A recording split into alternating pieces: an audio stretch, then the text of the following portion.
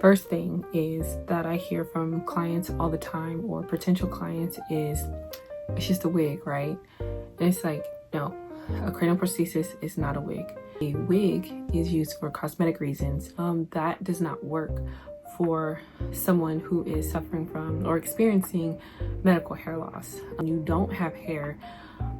Taking into account all the different types of head shapes and scalp irregularities, if you just have a unit that's made for everybody or average, right, it's not going to take into account the differences that could be with your head, right? And so when you have hair, a lot of the times it covers up or makes up the difference. But if you don't have hair, or you don't have a lot of bio hair, or you have very short bio hair, that leads to gapping.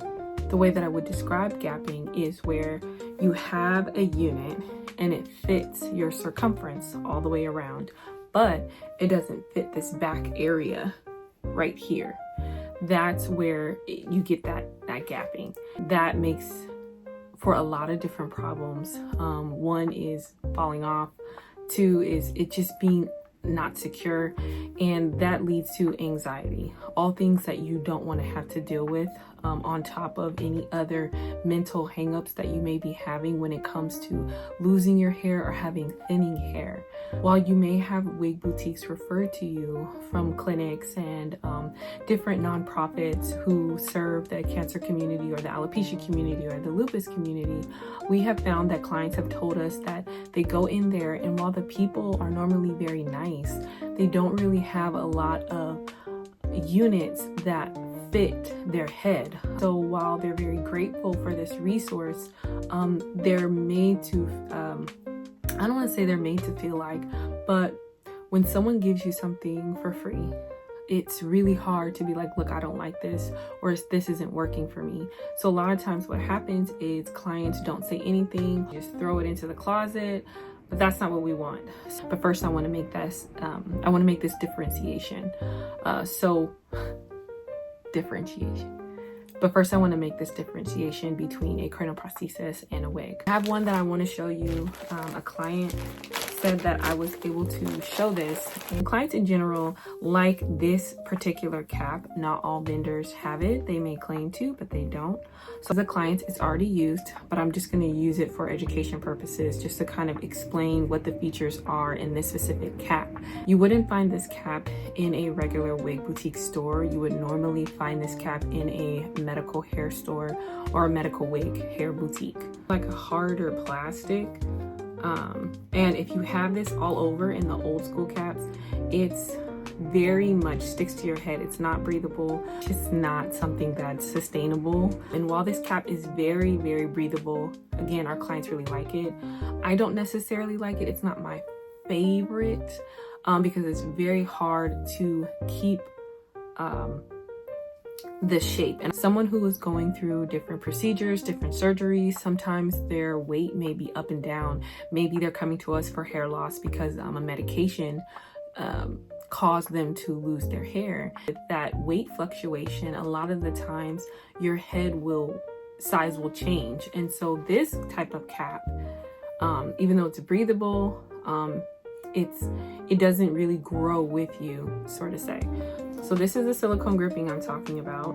You can normally customize this where you want the silicone grippings at, but these are normally where they're at the top. This is for someone with 0 to 5% bio hair. And honestly, if I would choose, I would say 0% bio hair, because when it comes to these silicone grips, it's only going to grip skin, like scalp. And if you have any baby hair, any like baby fuzz that's trying to push through in multiple different places, it's not gonna fit the way that you would, it's not gonna grip the way that you would like. Now, of course, you can always use a wig grip. Like, let's say your hair has been growing back, but it's very sporadic and it's all over the place. Then I would say if you want to keep this type of cap, then you would definitely need some type of velvet wig grip. We use Milano collection. I love it because you can either get the full cap or just the headband, and it works wonders. This is not our unit. They got this from a different cranial prosthesis supplier. So keep that in mind as I go through this. This right here is also it's like silicone grip, and I think it's a mix of polyurethane as well. It may be silicone, but I feel like there's a little bit more of it right there, and that's kind of on top.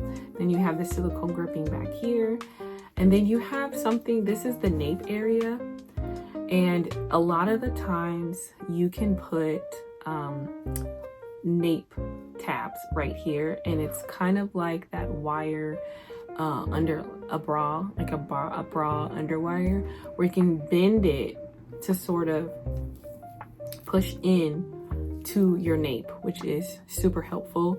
You can also put that bendy part right here as well, and that's super awesome because then you can bend that towards your face.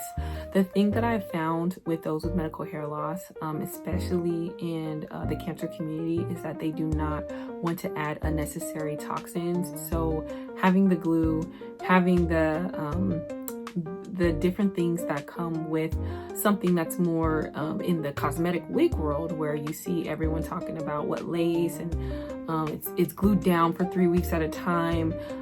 While some women with medical hair loss do like that, and they do that and they get the tape for that extra security, a lot of them, when given the option between if they want those things or not, they choose not to have those things. They would much rather have a wig grip because if you've ever slept with a unit before, it's not super comfortable, even with something that's breathable like this. Like this is just full mesh all the way through. There are no tracks. Want to bring something else up that will lead into something else I want to talk to later.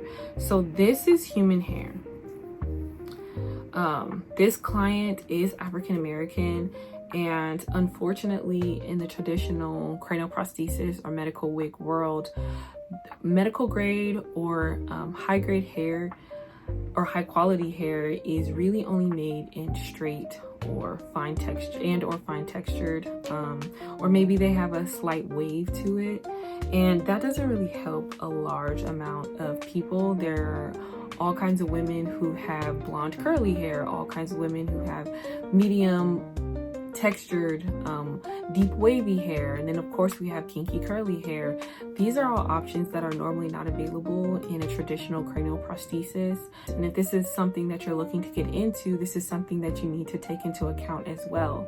We actually had a vendor try and do the process that they normally do with the straight and wavy hair with the curly hair, and it shrunk this. So don't make that mistake. It shrunk this. And when I asked, well, why is it doing that? And it came out basically like they don't make cranial prosthesis at all with curly hair, which is why the process hasn't been perfected. They really haven't had to, and there really hasn't been a need. While I know that there are a lot of curly haired, kinky haired, even wavy hair, extremely wavy haired women who are out there who need and want a cranial prosthesis, it really comes down to audience and who they can sell it to.